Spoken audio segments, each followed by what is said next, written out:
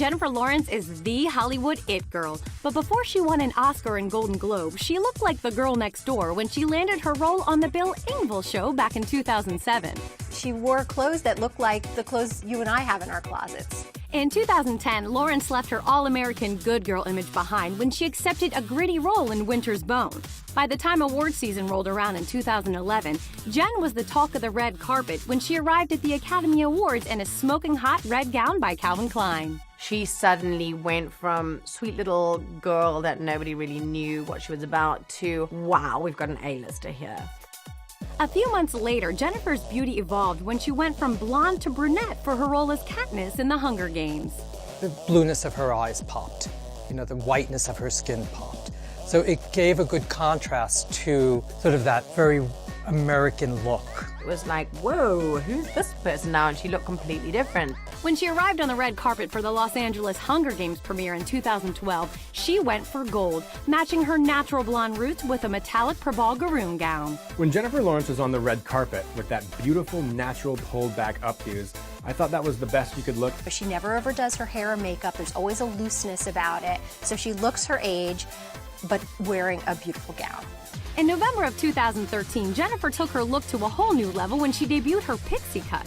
Photographers couldn't wait to snap a photo of her chopped locks when she arrived at the Catching Fire premiere. As the new face of Dior, she shined on the red carpet in their sheer gown. I applaud her for cutting her hair off. It's something I'm too afraid to do. I think she's gorgeous and she can pull off anything. It actually suits her. I like her with long hair, but I love the change for her. I love that she changed it up. She lifted a little longer and it felt really soft, subtle, beautiful. It felt sort of vintagey and it felt really girly. From her early years on TV to the award-winning movie star we see today, Jennifer Lawrence reminds us that beauty is always an evolution. This is Jennifer Lawrence, Beauty Evolution. For more beauty evolutions, subscribe to the Allure channel. Few reality stars have staked a claim in the world of beauty like Kim Kardashian. But before her hit reality series, Keeping Up with the Kardashians, premiered in 2007, Kim's style and beauty regimen was far from camera ready. It was, to me, an LA sort of casual look that I'm not interested in, so I didn't really pay attention to her. When Keeping Up with the Kardashians came on, Kim and the whole family were a fashion and beauty nightmare. Total hot mess. But it wasn't long before Kim realized the power of her persona and stepped up her game, ditching the denim for designers like Pamela Roland. She even took her beauty routine to a new level. Suddenly she got access to the hair and the makeup and all this fabulousness that came with it. That was just the beginning. In late 2008, Kim upped her look when she showcased her sexy blunt-cut bangs. But nearly a year later, she was barely recognizable when she debuted her new golden highlights. I woke up one day and I was like, you know what, it's a new day, I'm a new person, why not go blonde? Let's see if blondes have more fun. It wasn't long before Kim returned to her rich brunette roots and heated up the 2011 Grammy Awards in a gold Kaufman Franco dress, which she paired perfectly with her favorite beauty accessories. I don't think you can separate Kim Kardashian from the hair extensions. If we ever saw Kim without the hair extensions, it would be another person. I really think about two things, eyelashes and contouring. Those are like her things. In the spring of 2012, Kim started dating rapper Kanye West. The two were inseparable, and a year later, they started a family. In June 2013, their daughter Northwest was born. And with her new role as mom, Kim continued to experiment with her looks. I love the golden dream Kim Kardashian now with the blonde ombre hair and the much more golden skin. I think this was the best change Kim's made in a long time. Thanks to Kanye's connections and influence, she updated her wardrobe as well. The two were spotted matching each other in Givenchy. She was wearing the most amazing clothes. Designers were throwing clothes at her because she was marrying, Kanye. It's all about reinventing yourself in this business, keeping it fresh, keeping people interested, and so she did exactly that. From her early beginnings as a reality star to the fashion-forward mom we see today, Kim Kardashian has shown us that she's incapable of getting into a beauty rut, and that beauty is always an evolution. This is Kim Kardashian, Beauty Evolution. For more beauty evolutions, subscribe to the Allure channel. Scarlett Johansson is one of Hollywood's sexiest young actresses, but before her breakout role in 2001's Ghost World, Scarlett's fashion and beauty routine was simple and basic. She didn't try to be overly sophisticated. She did exactly what was age appropriate. In 2003, Johansson took a style risk when she showed off her 80s-inspired mullet at the premiere of The Italian Job. To me, Scarlett Johansson is the only girl that can pull off the mullet. Scarlett has gorgeous skin, beautiful eyes, gorgeous lips, and by cutting her hair short, she definitely showed off like that the face had it all. In 2005, Johansson upped her beauty routine when she accepted a role opposite Jonathan Rhys-Meyers in Matchpoint. A year later, the Hollywood Foreign Press nominated her for Best Supporting Actress, and she rolled the red carpet when she arrived in a sexy red Valentino gown. She arrived in that red dress with like the 70s kind of flick in her hair and this absolutely perfect skin. It was so beautiful. She was starting to really realize she is a sex symbol. In 2009, Scarlett was tapped by Italian fashion house Dolce & Gabbana to be the face of their new cosmetic line. That same year, the platinum blonde actress revamped her look, dyeing her hair a chocolate brown. Photographers captured her new look at the Los Angeles premiere of He's Just Not That Into You, wearing a colorful dress by Oscar de la Renta. We think of her as this blonde bombshell, and the idea that she kind of went against that into a brunette phase was great. It was such an interesting change, and she got just the right shade. In 2011, she kept playing with color when she became a sexy redhead for her next role as a lethal seductress in Marvel Comics' The Avengers. But when she arrived on the red carpet for the 2012 Los Angeles premiere, she went back to being a blonde, wearing a sexy black dress by Versace. Scarlett Johansson definitely mixes sex appeal with red carpet sophistication really, really well. Scarlett has a balance between the red carpet, glamour, sophistication, and sort of her New York edge. I think she still gives us all of that. And in 2013, she wowed audiences when she lent her sultry voice to the Academy Award-winning film, Her. From her early breakout roles to the Hollywood sex symbol we see today, Scarlett Johansson reminds us that beauty is always an evolution. This is Scarlett Johansson, Beauty Evolution. For more beauty evolutions, subscribe to the Allure channel. Today, it's no surprise when Emma Watson expresses her flair for fashion at movie premieres and award shows. But back in 2001, the then 11-year-old was practicing her wizardry skills alongside Daniel Radcliffe and Rupert Grint in the Harry Potter series. As a young actress growing up in the spotlight, her beauty evolution was just getting started. We all got to know her as this really sweet, kind of geeky Hermione.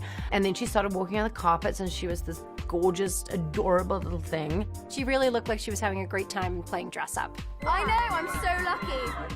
As Watson reached her early teens, her style began to truly blossom. In 2004, she polished her look when she arrived at the New York premiere of Harry Potter and the Prisoner of Azkaban. I think Emma Watson's makeup during her early years was just very natural, very fresh-faced, very age-appropriate.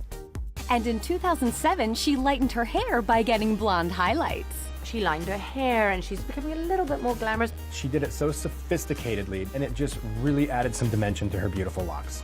And in 2009, Watson made a name for herself when she became the face of Burberry. I think she's starting to play with fashion. I mean, she's done a Burberry ad. She's involved in fashion. I think fashion has embraced her because of how great she looks. In 2010, Emma redefined her look and debuted her pixie cut at the New York Deathly Hallows premiere, sporting a sleek black dress by Calvin Klein. She has a cute little face, and I love that she just framed her face with this very short haircut. And it made her even more beautiful and actually gave her a certain maturity. She's got the most beautiful face, such fine features, and that pixie really brings out her gorgeous eyes, her high cheekbones, pretty lips. She became more fashionable, and we started to notice her makeup more too. Cosmetic lines took notice, and in 2011, Emma was named the new face of Lancome. But Emma's fashion didn't take a back seat. At the 2014 Golden Globe Awards, Emma posed in a vibrant red Christian Dior design. Emma Watson's hair on the red carpet is chic, but it's flirty, and she always can just pull off anything. She's got a very simple style. It's very clean and it's very classic, but there's always something a little edgy about it. From her early beginnings as a child actor in the Harry Potter series to the trend-setting actress we see today, Emma Watson reminds us that beauty is always an evolution. This is Emma Watson, Beauty Evolution. For more beauty evolutions, subscribe to the Allure channel.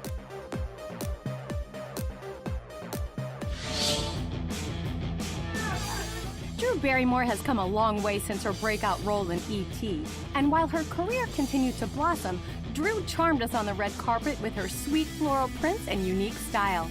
But before Hollywood stylists were a must-have on the red carpet, this movie star veteran embraced the bohemian look of the 1990s. Drew Barrymore was total flower child. The flowers in her hair and the cuckoo dresses. She gave you that free-spirited, California, happy, go-lucky girl.